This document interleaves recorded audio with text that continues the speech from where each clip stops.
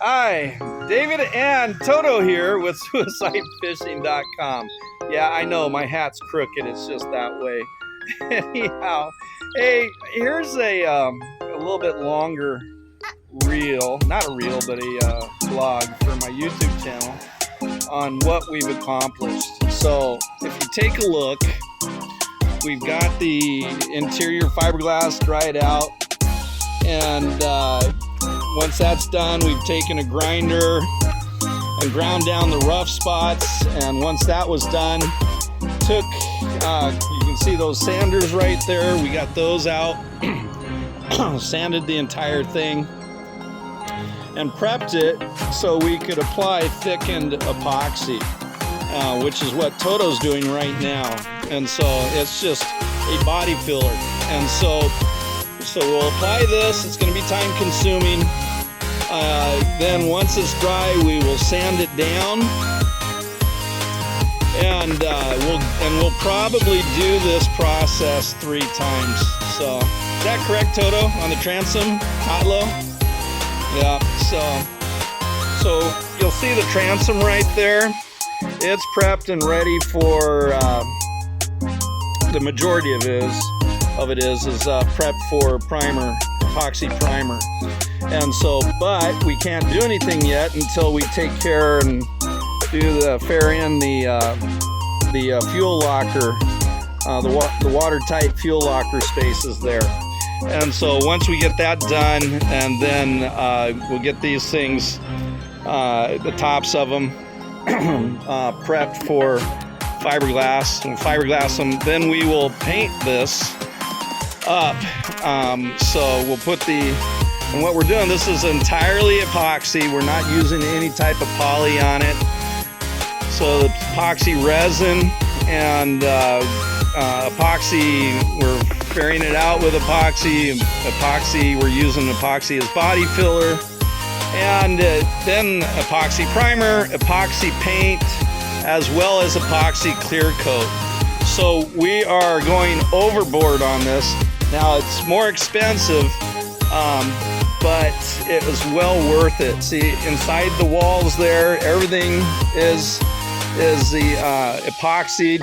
You'll see, we lift this up. You'll see how shiny that is. It's because we've epoxied it.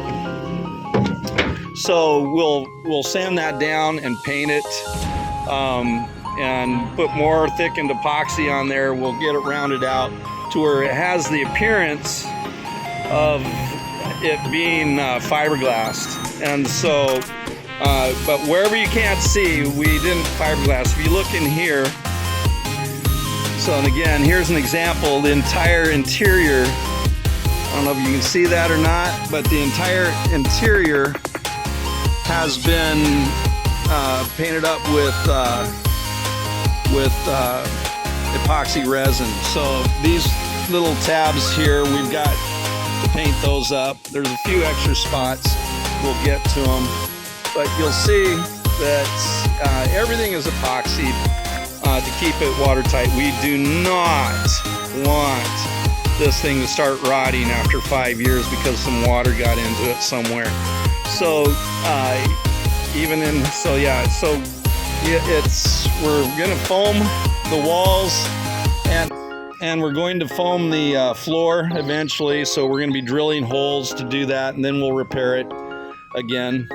But that's what we've got. It's looking pretty good at this point, and so it's coming along. You'll see it's a mess right now, but those of you who have been following my blogs, we definitely keep things cleaned up at the end of the day. We also keep it somewhat clean during the work day. But here it's all covered in epoxy dust. But we've got, there's the center console.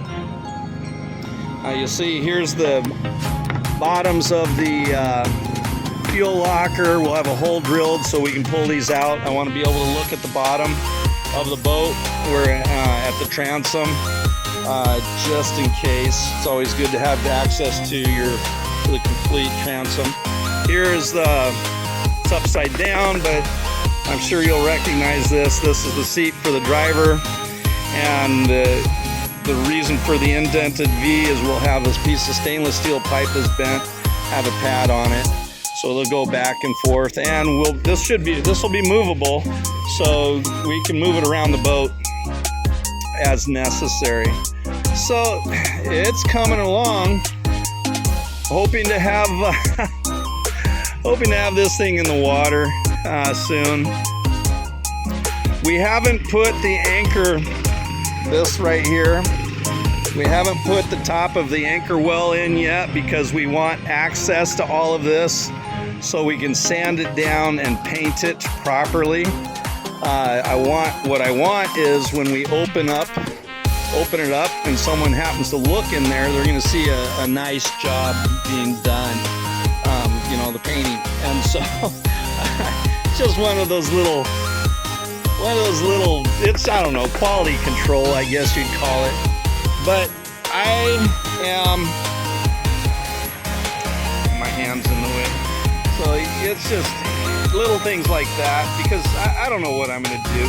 I'll probably hang on to this for a few years, might sell it, but if I do sell it, you know, I want to just have, you know, if someone knows what they're looking for, you know, they look at the bottom of the boat. Well, a lot of people who build boats, oh, no one's going to look at the bottom of the boat, you know. And the bottom of the boat took me a long time because we put strakes on it and we tried to get them as straight as possible.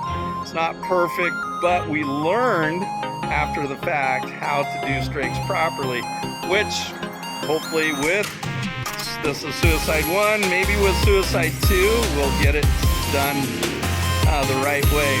And so, but with that being said, anybody sticking their head underwater and taking a look at the strakes, it's a damn good job, especially for a first-time virgin boat builder like me and Toto over there. Toto's head right there.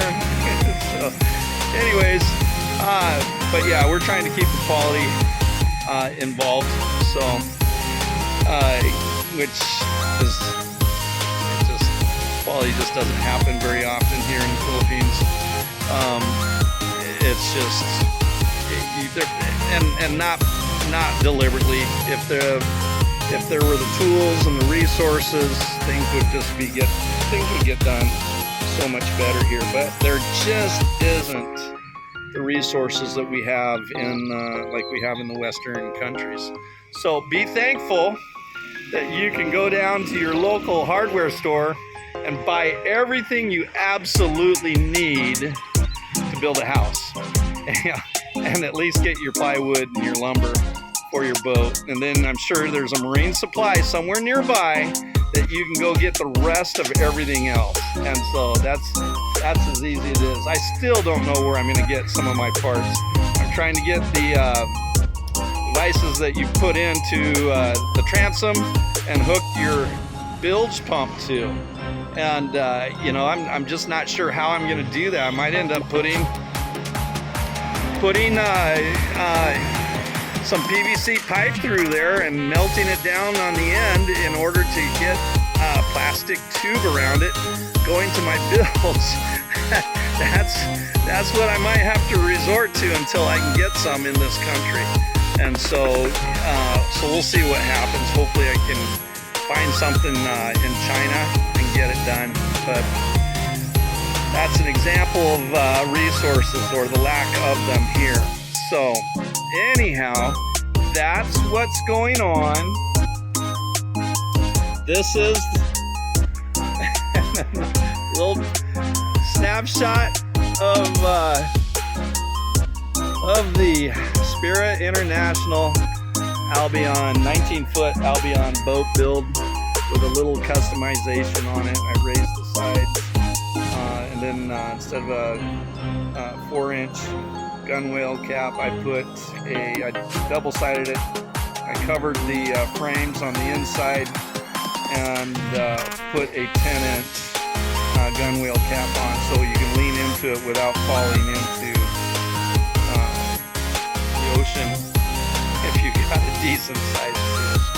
So anyhow, that's what we've got. Toto, say hello. This is my brother-in-law.